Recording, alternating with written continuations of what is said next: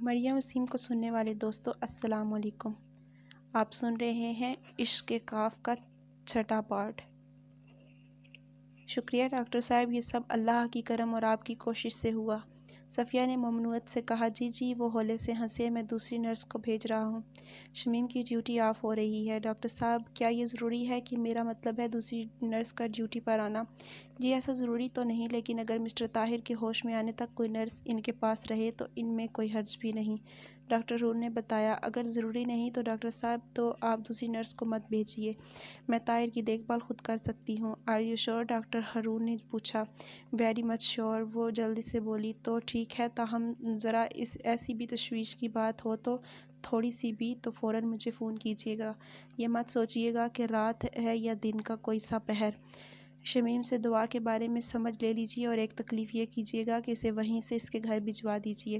جی بہتر۔ صفیہ نے موبائل شمیم کو تھما دیا، جو طاہر کو دوسری ٹرپ لگا کر اس کی سپیڈ ارینج کر رہی تھی۔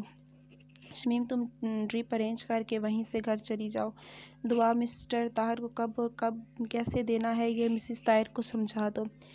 یس ڈاکٹر، اس نے مستعد سے جواب دیا۔ Okay, good night sir. Shamim نے موبائل آف کر کے جیب میں ڈالا اور صفیہ کو دوا کے بارے میں بتانے لگی، جو چند گولیوں اور ایک سیرپ پر مشتمل تھی۔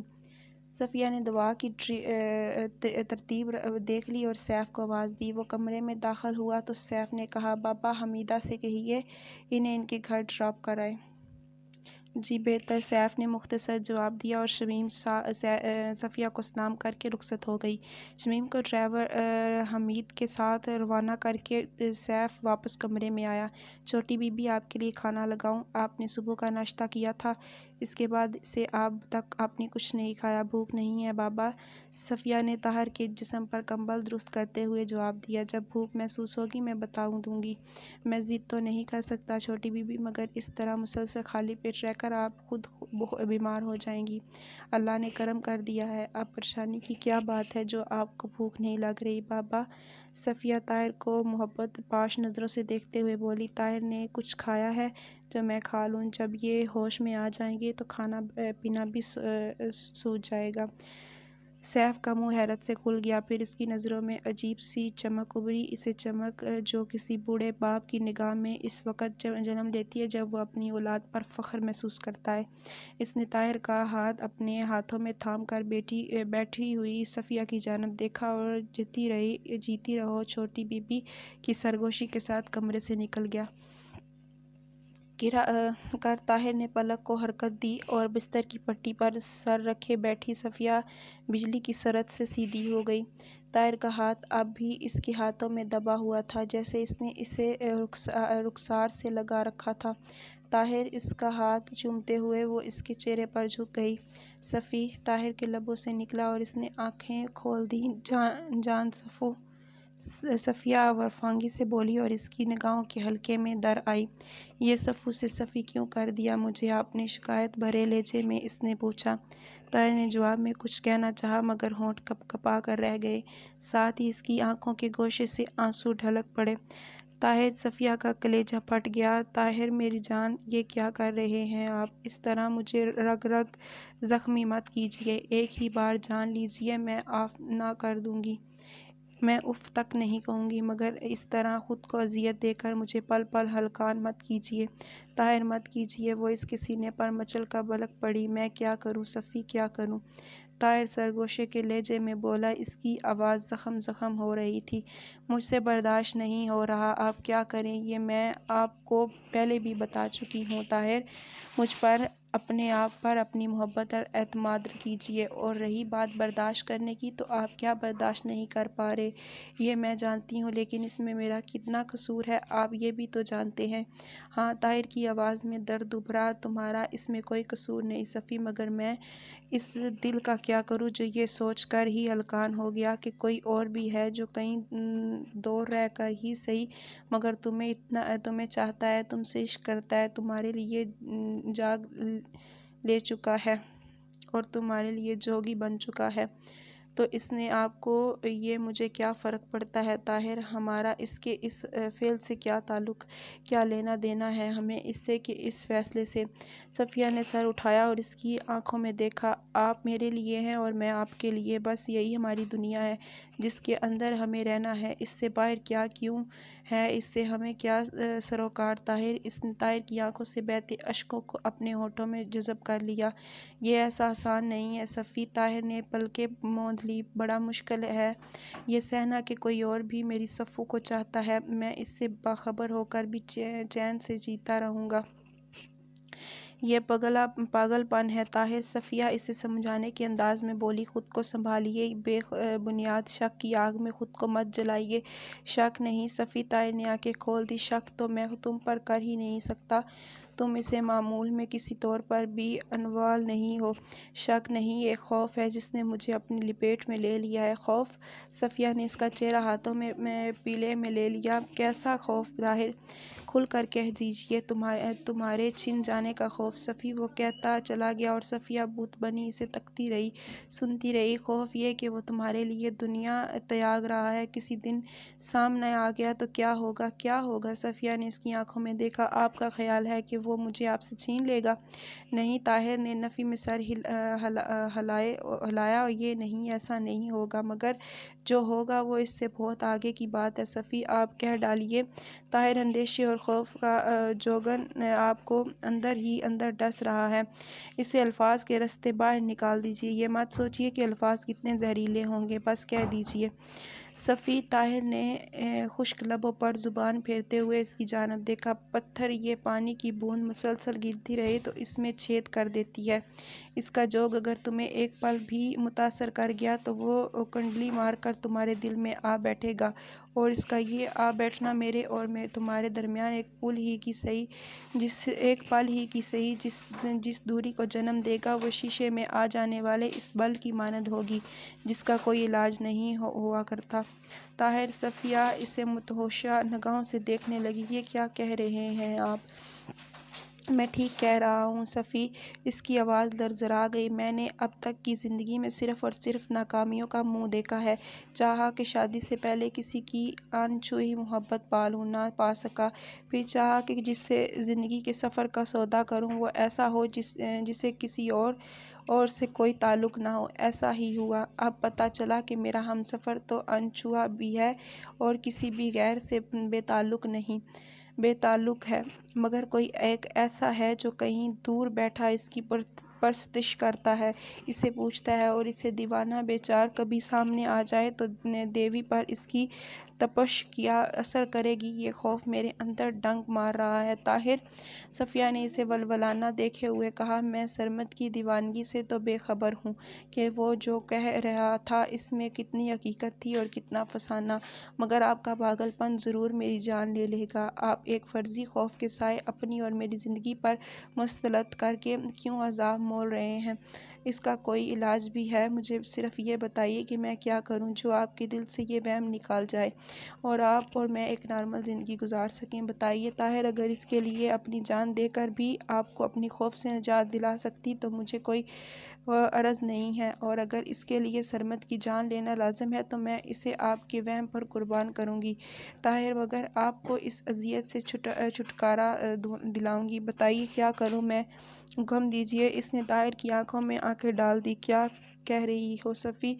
طاہر تڑپ گیا۔ تم اپنی جان دینے کی بات کر رہی ہو؟ میری کسی بات سے ظاہر ہوا کہ میں ایسا چاہتا ہوں؟ اور رہی بات سرمد کی تو اسے راستے سے ہٹا دینا، اگر ضروری ہوا تو یہ کام میں خود کروں گا۔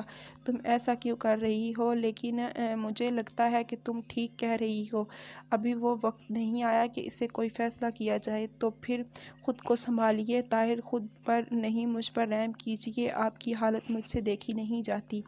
صفیہ نے سر اس کے سینے پر ڈال دیا۔ آہستہ سے طاہر کا ہاتھ حرکت میں آیا اور صفیہ کی زلفوں سے کھیلنے لگا۔ صفیہ سسک رہی تھی، طاہر کی آنکھوں میں پھر نمی چھلک رہی تھی۔ وقت کیا کھیل کھیلنے والا تھا، دونوں اس سے بے خبر اندیشہ اور خوف کی پرچھائیوں سے دل کا دامن چھڑانے کی کوشش کر رہے تھے، دل جو سمجھائے نہیں سمجھتا اور بہلائے نہیں بہلا رہا تھا۔ 2 ہی دن میں طاہر نچڑ کر رہ گیا۔ کہنے کو بخار تو اتر گیا، مگر وہ کیسا بخار تھا کہ جس کی دی ہوئی بربادی نے طاہر کے جسم و جان میں ڈیرے ڈال دیے۔ وہ بالکل خاموش ہو کر رہ گیا۔ صفیہ رات دن اس کی تیمارداری میں لگی رہتی، اسے بہلانے ہنسانے، اس کے چہرے کی رونق بحال کرنے کے لیے سو جتن کرتی، مگر طاہر سوائے پھیکے سے انداز میں مسکرا دینے اور اس کی ہر بات کا مختصر سا جواب دینے کے سوا کچھ بھی رسپانس نہ دیتا۔ وسیلہ خاتون نے 2-3 بار فون پر صفیہ سے بات کی، اسے خریدنا چاہا کہ صورتحال کیا ہے۔ صفیہ نے انہیں سب کچھ صاف صاف بتا دیا اور کہا کہ وہ اس معاملے میں بالکل پریشان نہ ہوں، اس میں دخل دینے کی کوشش کریں۔ کسی بھی تیسرے فرد کا اس صورتحال میں آنا مزید الجھن پیدا کر سکتا ہے۔ یہ صفیہ کی اپنی سوچ تھی اور شاید کسی حد تک یہ درست بھی تھی، اس لیے وسیلہ خاتون نے اس کے کہنے پر فون پر ہی طاہر کی خیر خبر پوچھ لی، خود آنے سے گریز کیا۔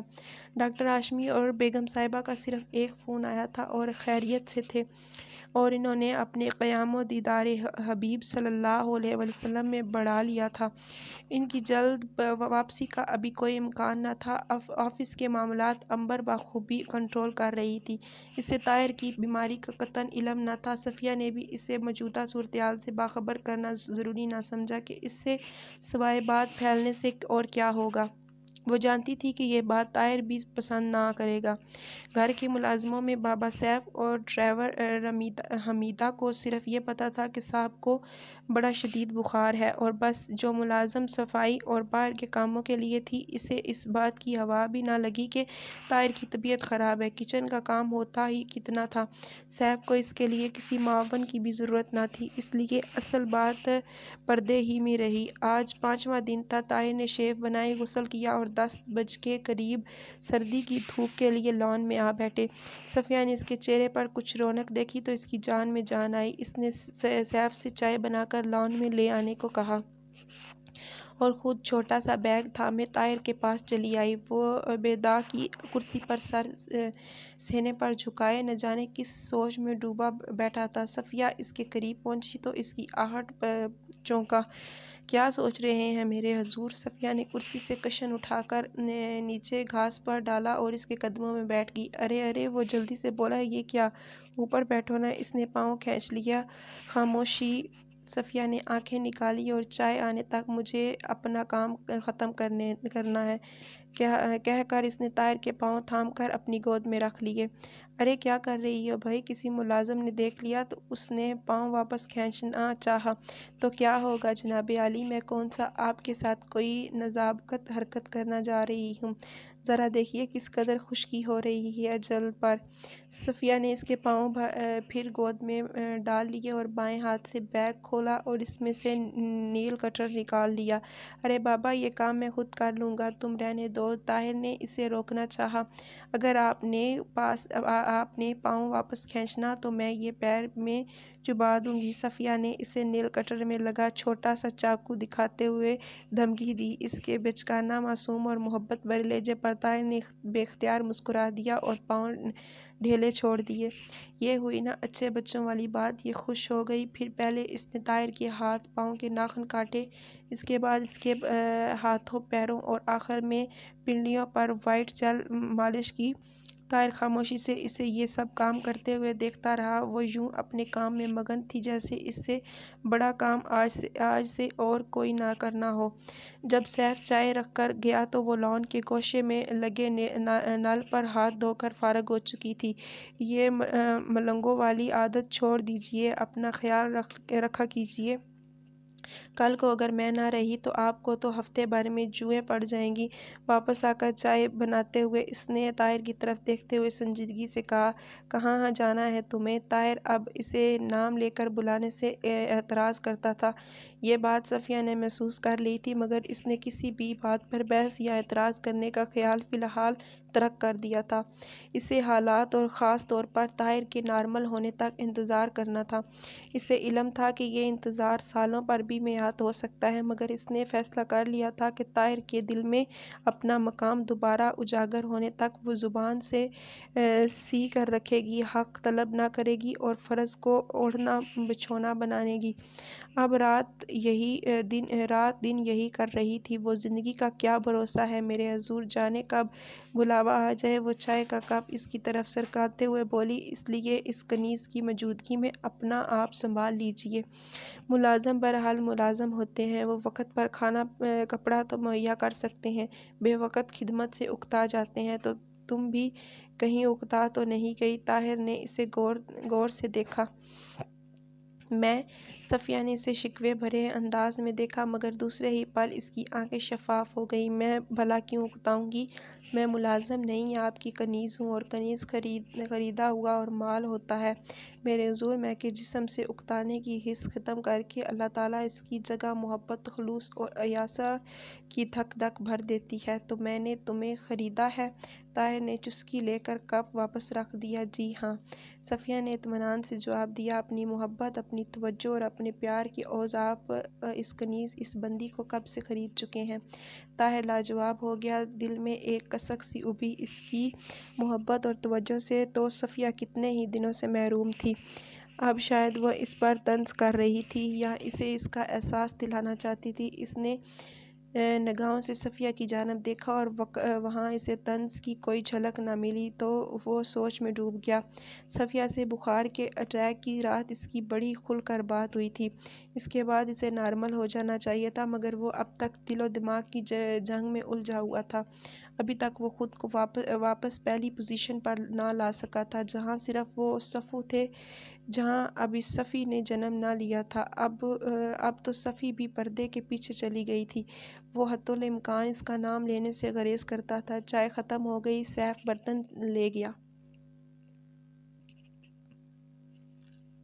آج کہیں باہر چلیں؟ صفیہ نے بیگ کی زپ بند کرتے ہوئے اس کی جانب دیکھا۔ کہاں؟ طاہر کی نگاہ اس سے ملی۔ جہاں بھی آپ لے جائیں۔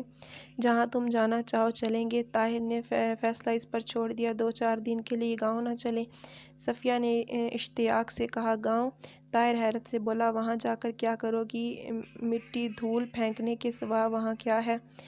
چند دن کھلی آب و ہوا میں رہنے سے آپ کی طبیعت پر بڑا اچھا اثر پڑے گا، اور میں کبھی کسی گاؤں میں نہیں گئی، میری سیر ہو جائے گی۔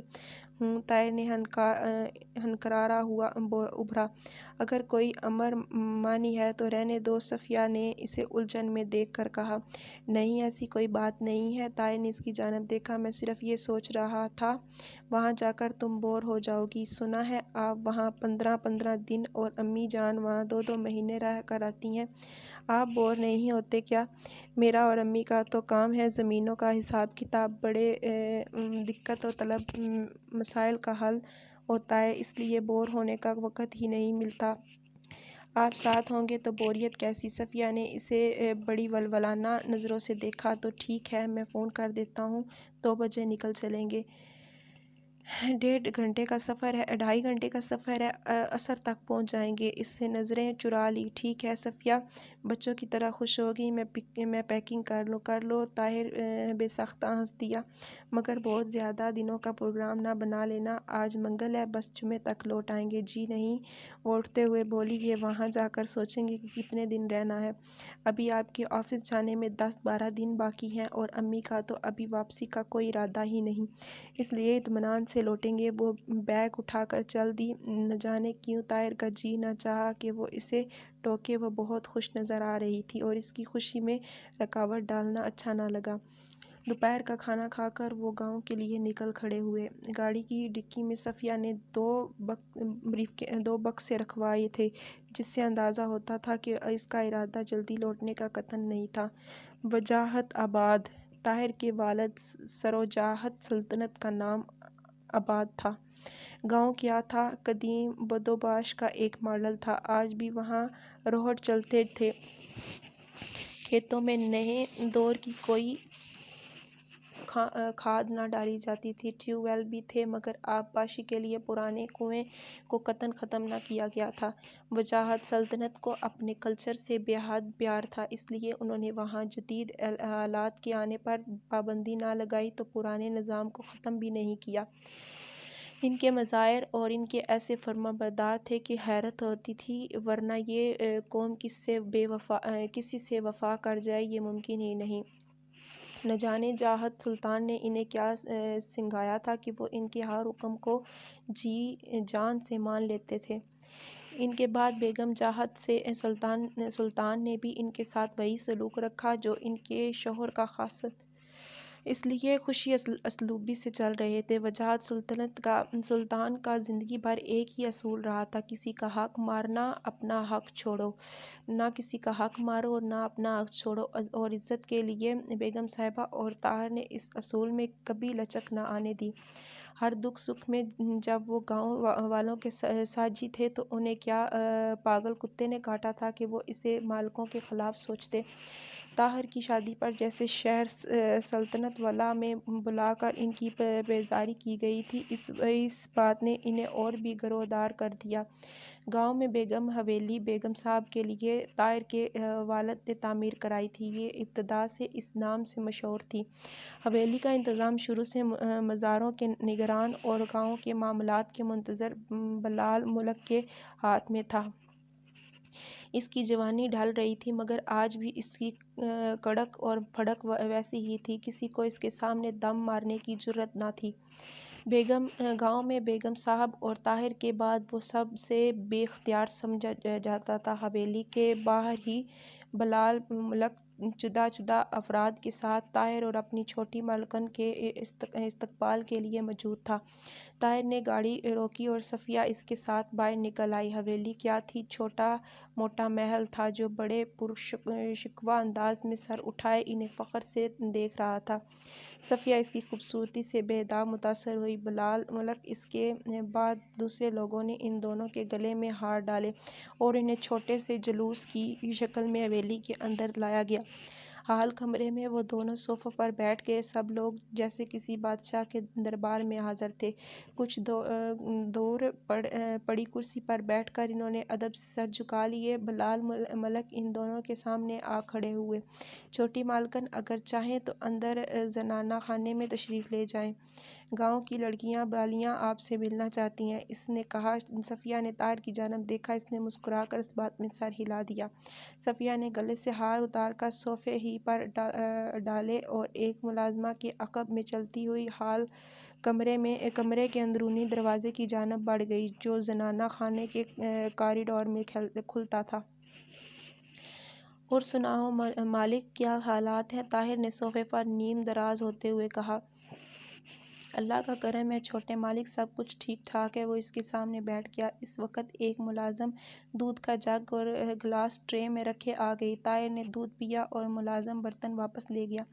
پچھلے دنوں جو باڑھ آئی تھی اس سے کوئی نقصان تو نہیں ہوا؟ طاہر نے رومال سے ہونٹ صاف کرتے ہوئے پوچھا۔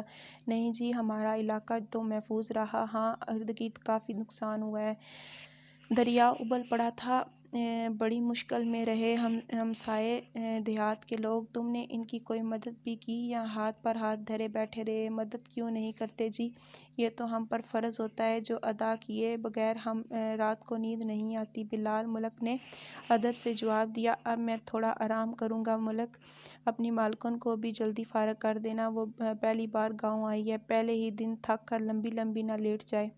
وہ ہنستا ہوا اٹھ گیا۔ اس کے ساتھ ہی سب لوگ اٹھ کھڑے ہوئے۔ ان کی آپ فکر نہ کریں، ان کے بارے میں سوچیں، اب وہ جانیں اور گاؤں والیاں، انہیں تو اگر وقت پر سونا بھی مل جائے تو غنیمت ہوگا۔ مالک بھی ہنسا۔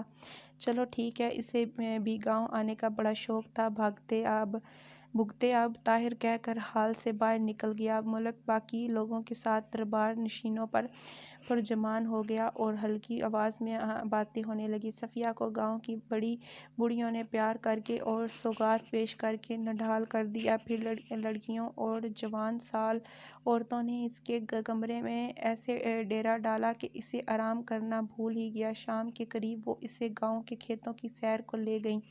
ہر کوئی اسے دیکھ کر نہال ہو رہا تھا۔ وہ ساری کلفتیں بھول کر ان کے ساتھ یوں گھل مل گئی جیسے یہ سارا ماحول اس کا صدیوں سے دیکھا بھلا ہو۔ سیلاب دریا کی حدود میں داخل ہوا تو دریا بھیج گیا۔ اس انجان پانی کو اس کی اجازت کے بغیر اچانک اس کے گھر میں داخل ہونے کی جرأت کیسے ہوئی؟ شاید یہی غصہ تھا جو دریا نے نکالا اور سینکڑوں دیہات اس کے غضب کا نشانہ بن گئے۔ وجاہت آباد دریا سے ذرا ہٹ کر واقع تھا، اس لیے محفوظ رہتا۔ ہم سب زیادہ نقصان جس گاؤں میں ہوا اور عزیز کوٹ تھا۔ گاؤں کا گاؤں پانی میں ڈوب کر رہ گیا۔ درجنوں لوگ اس سیلاب کے ریلے میں بہہ گئے۔ کچے مکانوں کا وجود مٹ گیا جیسے وہ کبھی وجود ہی نہ تھے۔ سیلاب رات کے پچھلے پہر اچانک ہی عزیز کوٹ والوں پر ٹوٹ پڑا تھا۔ نیند میں گم لوگ جب تک ہوش میں آتے غرقی کا مقدر بن چکے تھے۔ بچے، عورتیں، بوڑھے، درجنوں لوگ سیلاب کی نذر ہو گئے تھے۔ لاشوں کی تلاش، گھرے ہوئے زندہ افراد کو بچانے کا کام اب بھی انفرادی اور اجتماعی طور پر جاری تھا۔ وجاہت آباد والوں نے دن رات عزیز کوٹ والوں کے لیے وقف کر دیے۔ لوگوں کو ان کے پانی میں گھرے مکانوں سے نکلنے کے لیے ان کے لیے رہائشی اور خودروشی کا وفرات انتظام کرنے لگے۔ وجاہت پور والوں نے حکومتوں کی مشینری کا ایسا بے مثال ساتھ دیا کہ ہر طرف واہ واہ ہو گئی۔ عزیز کوٹ اور وجاہت آباد کا درمیانی فاصلہ تقریباً 6 کلومیٹر تھا، مگر وجاہت آباد والوں نے اسے تعاون اور محبت سے اس فاصلے کو 6 فٹ میں بدل دیا۔ پانی اترنے تک انہوں نے بچے کچے عزیز کوٹ والوں کو اپنے ہاں سنبھال لیا تھا۔ پھر جب حکومت نے آمدنی کیمپ تشکیل دیے تھے تب ان لوگوں نے وہاں سے جانے دیا۔ عزیز کوٹ کے باشندے دھیرے دھیرے اپنے گاؤں کو لوٹ رہے تھے، مکانوں کو دوبارہ تعمیر کر رہے تھے۔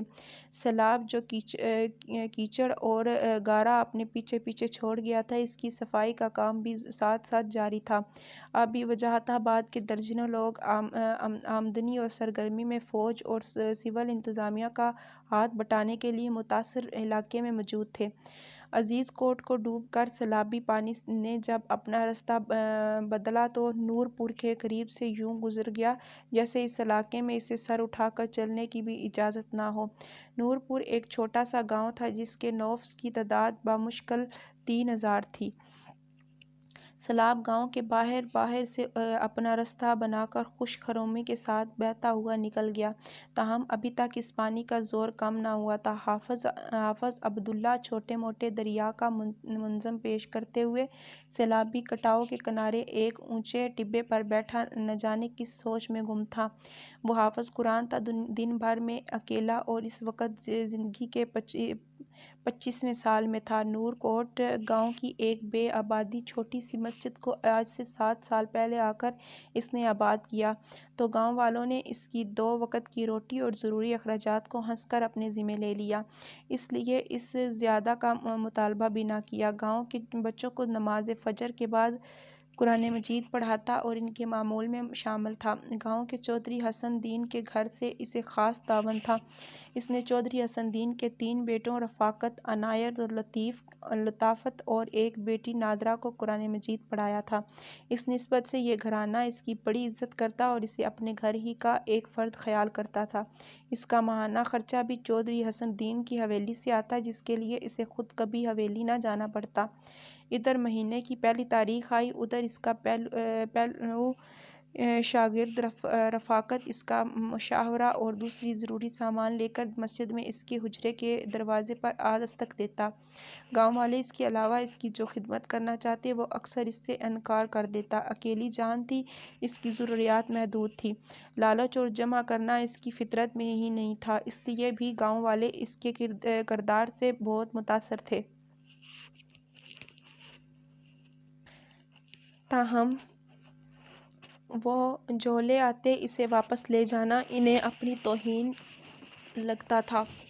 اس لیے اصرار کرتے تو حافظ عبداللہ کو ان کا نذرانہ قبول کرنا پڑتا۔ پھر جب اس نے دیکھا کہ اجناس اور روپوں کی آمد اس کی ضرورت سے زیادہ ہے تو اس نے مسجد کے صحن میں بائیں ہاتھ بنے اپنے حجرے کے 2 کمروں کے اوپر چودھری حسن الدین سے کہہ کر ایک بڑا ہال کمرہ ڈلوا لیا۔ اس مہمان خانے کا رستہ مسجد کے بائیں ہی سے رکھا گیا تاکہ اسے اور نمازیوں کو دقت نہ ہو۔ کمرہ اجنبی مسافر اور بے اسرار مہمانوں کی خدمت کے لیے وقف کر دیا گیا۔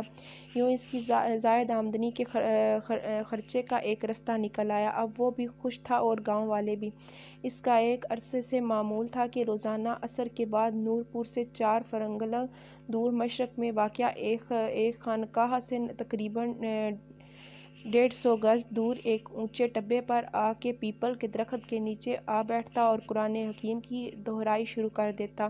جب سورج شفیق کی لالی سے دم چھوڑنے لگتا تب وہ قرآن پاک کو چوم کر سینے سے لگاتا، اٹھتا، درخت کو تھپکی دیتا جیسے اس سے رخصت ہو رہا ہو اور مسجد کو چل دیتا، جہاں اسے 5 وقت اذان بھی خود ہی دینا ہوتی تھی۔ یہ خانقاہ کسی بابا شاہ مقیم نامی بزرگ کے مزار اور 2 شکستہ سے کمرے پر مشتمل تھا۔ مزار کے وسیع صحن میں ایک طرف چھوٹا سا اسٹور نما کمرہ تھا جس میں لوگوں کے نذرانوں کی اشیاء، اجناس، دری اور چادریں اور دوسرے سامان بھرا رہتا تھا۔ یہی ابھی تک بجلی کا کنکشن نہ پہنچا تھا۔ نور پور والوں نے واپڈا کو درخواست دے رکھی تھی اور امید تھی کہ جلد ہی وہاں بجلی لگ جائے گی۔ مزار کے تھوڑی دور ہی دریا بہتا تھا جس کے پار مظفرآباد کی آبادی کا اختتام ہوتا تھا۔ مزار کی دیکھ بھال ایک ایسا شخص کرتا تھا جس کے بارے میں کوئی نہ جانتا تھا کہ کون ہے اور کہاں سے آیا ہے۔ ہلکے سے کپڑے میں ملبوس وہ حال مست درویش خانقاہ کی صفائی کرتا، ادھر ادھر سے خود پھول اکٹھا کر کے بابا شاہ مقیم کے مزار پر لا ڈالتا، وہاں موجود چھوٹی سی کھوئی سے پانی نکالتا، خانقاہ اور اس سے ملحق کمرے کو دھوتا اور اگربتی سلگا کر پھر اپنے کمرے میں گھس جاتا۔ یہ اس کا روزانہ کا معمول تھا۔ اسے گاؤں والوں نے نہ کبھی کسی سے عام طور پر بات چیت کرتے سنا، نہ وہ کسی سے کوئی بات چیت لیتا۔ اگر کسی نے زیادہ نیاز مندی دکھانے کی کوشش کی تو وہ اسے یوں گھورتا کہ نیاز مند کو بھاگتے ہی بنتی۔ اس کے کھانے پینے کا انتظام کیسے ہوتا تھا یہ بات کسی کے علم میں نہیں تھی۔ کسی نے اس کا کھوج لگانے کی کوشش بھی نہیں کی۔ اس کا سبب درویش کا رویہ تھا جس کے باعث مزار پر فاتحہ کے لیے آنے والے افراد بھی اس سے کتراتے تھے۔ اس کا حال پوچھ کر وہ اسے ایسے جواب بھاگتے کہ جن کے بعد اب کسی کا حوصلہ نہ پڑتا تھا وہ اس سے راہ اور رسم پیدا کرنے کی سوچے۔ ہاں، حافظ عبداللہ کا معاملہ الگ تھا۔ وہ جب بھی مزار پر فاتحہ کے لیے جاتا درویش اپنے کمرے سے نکل آتا، اس کے جانے تک مزار کے باہر کھڑا رہتا، جب جاتے ہوئے اسے بڑی گرمجوشی سے ہاتھ ملاتا، چمکدار نظروں سے اسے دیکھتا، ہولے سے مسکراتا اور واپس اپنے کمرے میں چلا جاتا۔ حافظ عبداللہ نے بھی اس سے زیادہ اسے کبھی تنگ نہیں کیا تھا۔ ہاں، اگر کبھی وہ اسے نہ ملتا تو وہ اس کے کمرے میں ضرور جھانکتا مگر اسے وہاں موجود نہ پاتا۔ اس سے حافظ عبداللہ نے سمجھ لیا کہ درویش سے اس کی ملاقات تبھی نہیں ہوتی جب وہ وہاں نہیں ہوتا۔ وہ کہاں جاتا ہے، کب لوٹتا ہے، حافظ عبداللہ نے کبھی ان سے سوال کا جواب جاننے کی حس ہی نہ کی تھی۔ آج اس کا دل کچھ عجیب سا ہو رہا تھا، منزل کرنے کو جی مائل نہ تھا۔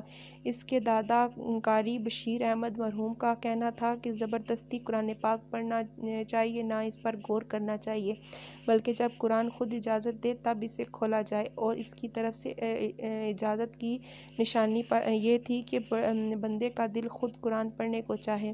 سو آج بڑی مدت کے بعد جب حافظ عبداللہ کا دل دہرائی کو نہ چاہا تو وہ سمجھ گیا کہ آج قرآن پاک کی طرف سے اسے منزل کرنے کی اجازت نہیں ہے، اس لیے وہ قرآن حکیم کا نسخہ اپنے ساتھ ہی نہ لایا، مقررہ وقت پر ٹبے پر پہنچا اور سیلاب کی دھیرے دھیرے بہتی لہروں پر نظر جما کر بیٹھ گیا۔ تھوڑی ہی دیر بعد وہ سوچوں کے گردوبار میں ایسا گم ہو گیا کہ خود سے بے خبر ہو گیا۔ وقت گزرنے کا احساس ناپیدار ہو گیا۔ پھر جب سورج کی ٹکیا اپنے آخری مقام کو چھوڑنے لگی تو اسے ہوش آیا۔ ایک طویل سانس لے کر اس نے حد نظر تک پھیلی سیلابی چادر پر ایک نگاہ ڈالی اور اٹھ گیا۔ پھر ایک دم چونک پڑا۔ اس کی نظر پانی میں بہتے آ رہے درخت کے ایک تنے پر جم گئی جس کے ساتھ کوئی انسان جسم چمٹا ہوا تھا۔ اس نے غور سے دیکھا، وہ کوئی عورت تھی، کیونکہ دور سے بھی اس کے پھولدار کپڑوں کی جھلک نما تھی۔ حافظ عبداللہ نے گھبرا کر ادھر ادھر دیکھا، خانقاہ کی جانب نظر دوڑائی، مگر درویش کو آواز دینے کا اسے حوصلہ نہ ہوا۔ چاہا کہ گاؤں سے کسی کو مدد کے لیے بلائے، مگر اتنا وقت نہ تھا۔ جب تک وہ کسی کو مدد کے لیے بلاتا اندھیرا مزید بڑھ جاتا، پھر وہ دریا میں بہتی اس عورت کو بچا نہ پاتا۔ اس کا اسے یقین نہ تھا، اس لیے زیادہ تر و داغ میں پڑنے کے بجائے کندھوں سے گرم چادر اور سر سے ٹوپی اتار کر درخت کے نیچے رکھتے ہوئے پاؤں سے چپک میں نکل دی، پھر آستینیں اوپر کی اور ٹھنڈے یخ پانی میں چھلانگ لگا دی۔ اس کا خیال درست تھا۔ درخت کے تنے کے قریب پہنچا تو پتہ چلا کہ اس سے چپٹی ہوئی وہ ایک جوان سالہ لڑکی تھی، جو بیچاری نہ جانے کہاں سے سیلاب کے ریلے میں بہتی چلی آ رہی تھی۔ اس نے بڑی مضبوطی سے درخت کی چھوٹی شاخوں کو اپنے ہاتھوں سے جکڑ رکھا تھا، آنکھیں بند تھیں اور بے ہوش تھی۔ سردی اور سرد پانی کے باعث اس کے ہونٹ نیلے پڑ چکے تھے۔ حافظ عبداللہ نے اس کے جسم سے چپکے ہوئے کپڑوں سے بری طرح جھانکتے، اس کے پرشباب جسم سے نظر چراتے ہوئے درخت کے تنے کی پیروں کی جانب سے کنارے کی طرف دھکیلنا شروع کیا، اور بڑی مشقت سے تقریباً 15 منٹ بعد ٹبے کے قریب لانے میں کامیاب ہو گیا۔ کنارے کی کچی زمین پر ایک چوتھائی درخت کو کھینچ لینے کے بعد اس نے آنکھیں بند کرکے جگہ جگہ سے پھٹ جانے والے کپڑوں سے جھانکتے لڑکی کے نیم برہم اکڑے ہوئے جسم کو اس پر سے اتارا، اس کے مدھم سی چلتی ہوئی سانس کو محسوس کیا، ٹبے سے اپنی چادر اٹھائی اور اس میں لڑکی کو لپیٹا، ٹوپی سر پر رکھی، پاؤں میں چپل ڈالی اور درخت کو حسب معمول تھپکی دی اور ٹبے سے اتر آیا۔ پھر لا حول پڑھ کر شیطانی خیالات کو دور بھگاتے ہوئے آنکھیں بند کرکے لڑکی کا چادر میں لپٹا جسم کندھے پر ڈالا اور اس کے اپنے گیلے کپڑے جسم سے چپکے ہونے کی وجہ سے سردی ہڈیوں میں گھسی جا رہی تھی۔ اس وقت خانقاہ سے اللہ اکبر کی صدا بلند ہوئی۔ وہ ایک پل کو حیران ہوا۔ درویش خانقاہ کے باہر ایک اونچی جگہ کھڑا اذان دے رہا تھا۔ وہ لڑکی کا جسم کندھے پر لیے حتی الامکان تیز قدموں سے خانقاہ کی جانب چلا گیا۔ جب تک وہ خانقاہ کے قریب پہنچا، درویش اذان دے کر اندر جا چکا تھا۔ اس نے ایک لمحے کو خانقاہ سے باہر کھڑے رہ کر کچھ سوچا، پھر اللہ کا نام لے کر اندر داخل ہو گیا۔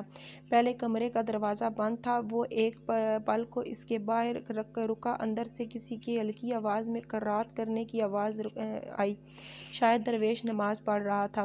اس نے دوسرے کمرے کا رخ کیا جس کا دروازہ کھلا تھا۔ باہر ہلکا ہلکا اندھیرا پھیل چکا تھا۔ کمرے کی واحد کھڑکی سے آتی ہوئی ہلکی سی روشنی کمرے کا اندھیرا دور کرنے کی اپنی سی کوشش کر رہی تھی۔ اس نے آنکھیں پھاڑ پھاڑ کر کمرے کا ماحول محسوس کیا، چند لمحوں بعد بت بن کر کھڑا رہا۔ پھر جب اس کی آنکھیں نیم اندھیروں میں دیکھنے لگیں تو وہ قدم قدم آگے بڑھا، کمرے کی بائیں دیوار کے ساتھ بجھی بان کی چارپائی پر لڑکی کو ڈالا اور 2 قدم پیچھے ہٹ کر کھڑا ہو گیا۔ اس کا سانس اعتدال پر آتے آتے 2-3 منٹ گزر گئے۔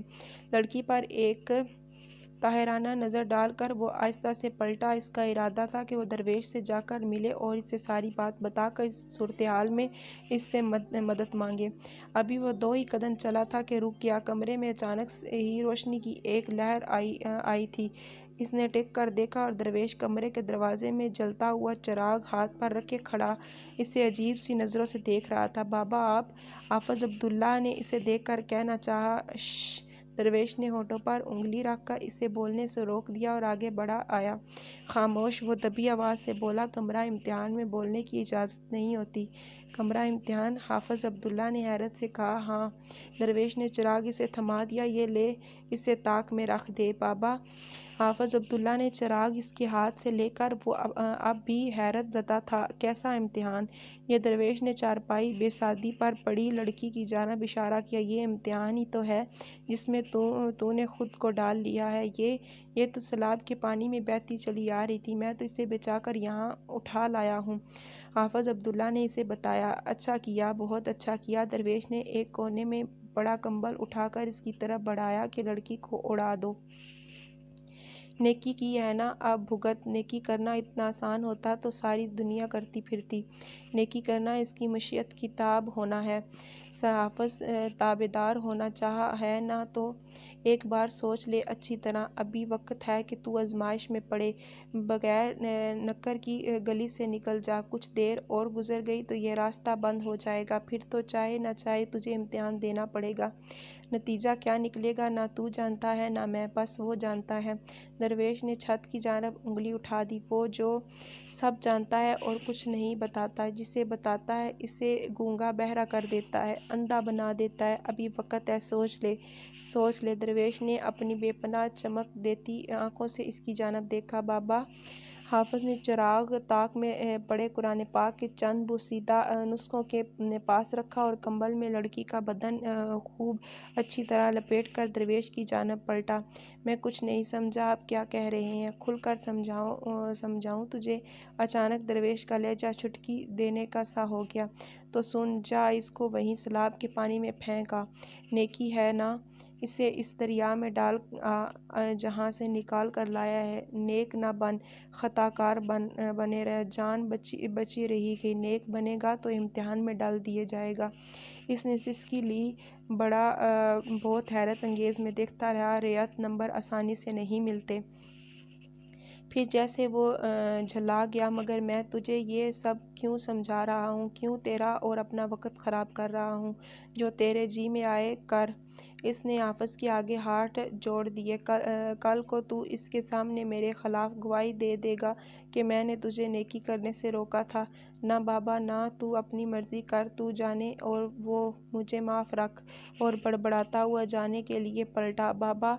हाफिज अब्दुल्ला लपक कर इसके रास्ते में आ गया। मुझे किस उलझन में डाल कर जा रहे हैं आप? मैं इसका क्या करूं? मैंने बाजू दरवाज़ा करके लड़की की जानिब इशारा किया जो हौले से कसमकासी थी। दरवेश एक बार सारी जान से लड़ज़ड़ा गया। फिर इसने बड़ी अजनबी नज़रों से हाफिज अब्दुल्ला की जानिब देखा। हाफिज इन नज़रों से घबरा कर रह गया। अजीब सी सरमहरी थी इनमें। मैंने कहा था कि वक्त गुजर गया तो इम्तिहान शुरू हो जाएगा तेरा। दरवेश ने बड़े गमगीन लहजे में कहा। घंटी बज चुकी है, पर्चा हल करने का वक्त शुरू हो गया है। अब कुछ नहीं हो सकता। तूने बातों में वो सारा वक्त गुजार दिया जो तुझे भाग जाने के लिए दिया गया था। किनारे की गली बंद हो गई है। अब तू जिस दरवाजे से कमरा इम्तिहान में दाखिल हुआ था इससे बाहर जाएगा, मगर इस वक्त जब पर्चा हल कर लेगा। खाली कागज देकर जाना चाहेगा तो मैं नहीं जाने दूंगा। दरवेश ने कसमकसा कर एती लड़की की जानिब इशारा किया। ये पर्चा तुझे ही हल करना है। मैं दुआ करूँगा कि तुझे इसमें ज़्यादा से ज़्यादा रियायत दी जाए। अब वो माने या ना माने ये इसकी मर्ज़ी। वो चल दिया। बाबा हाफिज के पीछे लपका। मुझे मस्जिद जाना है। वहाँ किसी को पता नहीं कि मैं कहाँ हूँ और किस काम में उलझ गया हूँ। इसके वारसों का भी कोई पता नहीं। ये कौन है, कहाँ से बहती आई है? इसे यूँ कैसे अपने पास रख सकते हैं हम नहीं। दरवेश ने हाथ उठाकर इसे टोक दिया। तुम, सिर्फ तुम, मेरा इससे क्या ताल्लुक? वो बदलहाजी से बोला। मगर बाबा, रात भर मैं इसके साथ कैसे यहाँ अकेला? हाफिज हकला कर रह गया।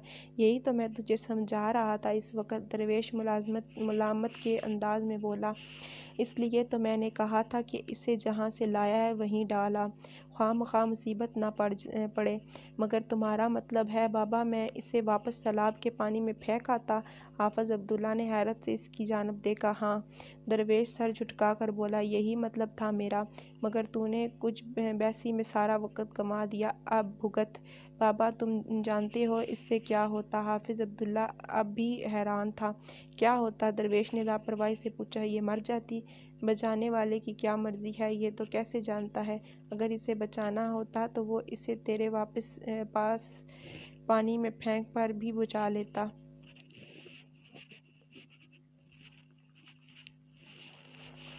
بالکل ٹھیک۔ حافظ کا لہجہ اچانک بدل گیا۔ مگر بابا، پھر میں اسے کیا منہ دکھاتا، اپنے اس ظلم کا کیا جواز پیش کرتا اس کے سامنے جو میں اسے مظلوم کی جان پر کرتا؟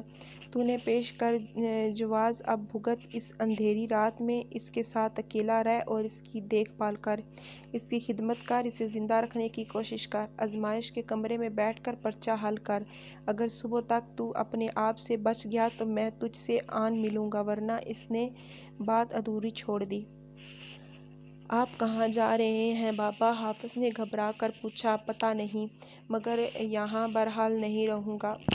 درویش اس کی جانب دیکھ کر عجیب سی انداز میں بولا، یہاں رہا تو تجھے میرا آسرا رہے گا، حوصلہ رہے گا، تو اکیلا نہیں ہے، میں تیرے آس پاس ہوں، تجھے میرے یہاں ہونے کی شرم مارے گی۔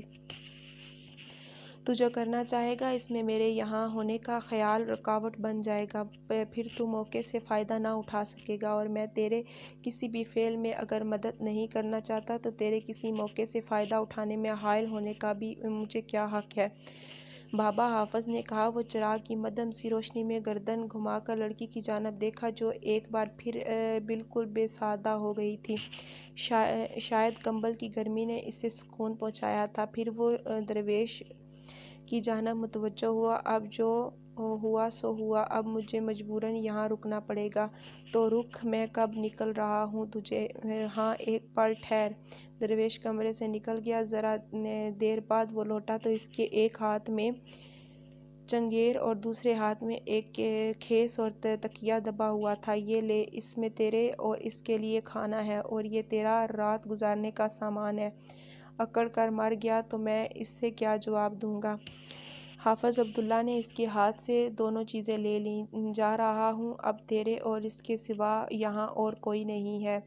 حافظ عبداللہ مسکرایا اور خیس اور تکیہ دیوار کے ساتھ فرش پر ڈال دیا۔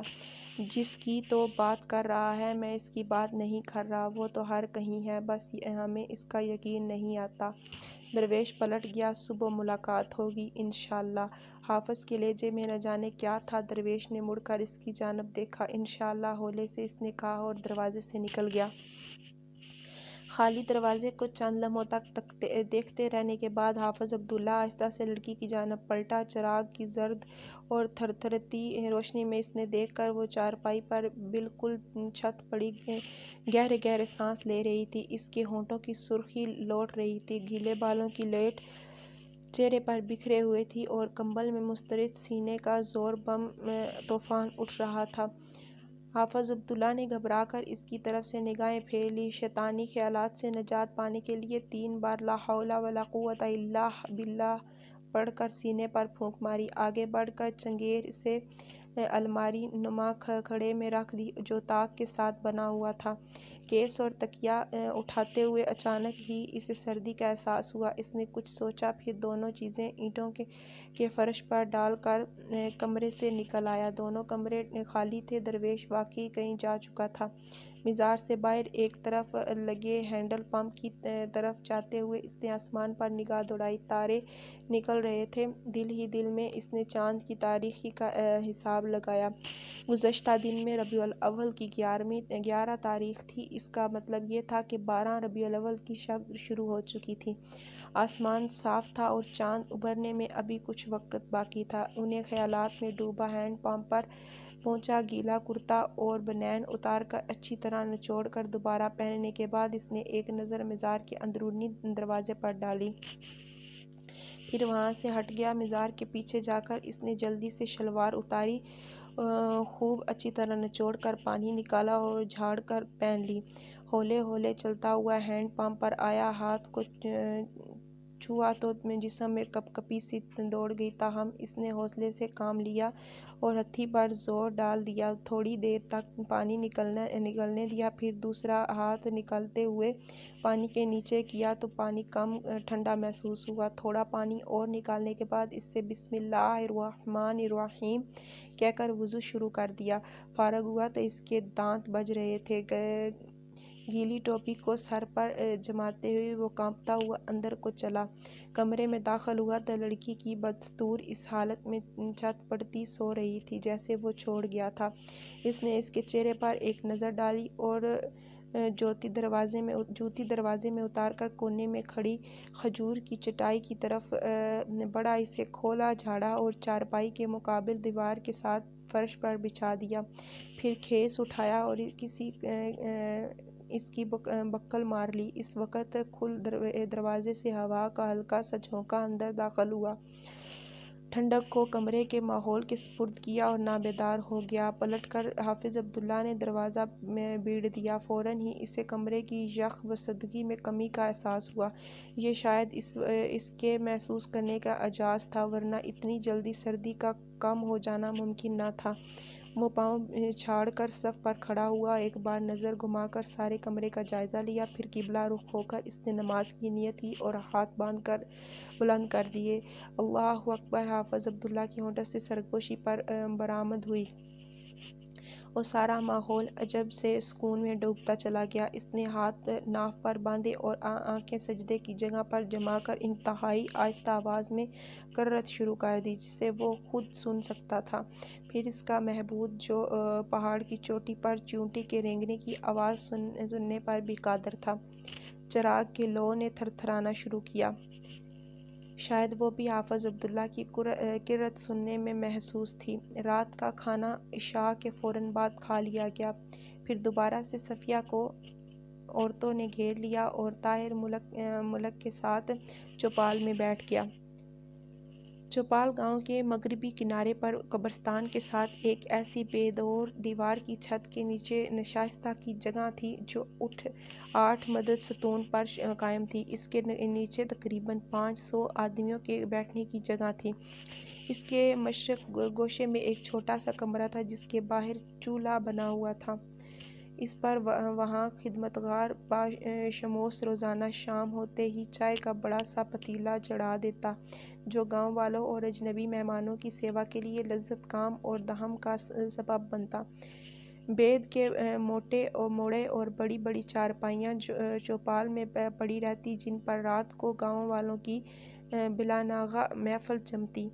سفید شلوار قمیض اور سیاہ گرم واسکٹ میں ملبوس، پاؤں میں زرعت خصا پہنے، طاہر بلال ملک کی مہد میں وہاں پہنچا تو گاؤں کے 25-30 بوڑھے اور جوان آدمی بیٹھے حقہ گڑگڑا رہے تھے، باتیں کر رہے تھے۔ طاہر کی آمد پر سب لوگ ایک بار کھڑے ہوئے، پھر اپنی اپنی جگہ بیٹھ گئے۔ وہ ان کے نیم دائرے میں ایک موڑے پر بیٹھ گیا اور فرداً فرداً سب کا حال پوچھنے لگا۔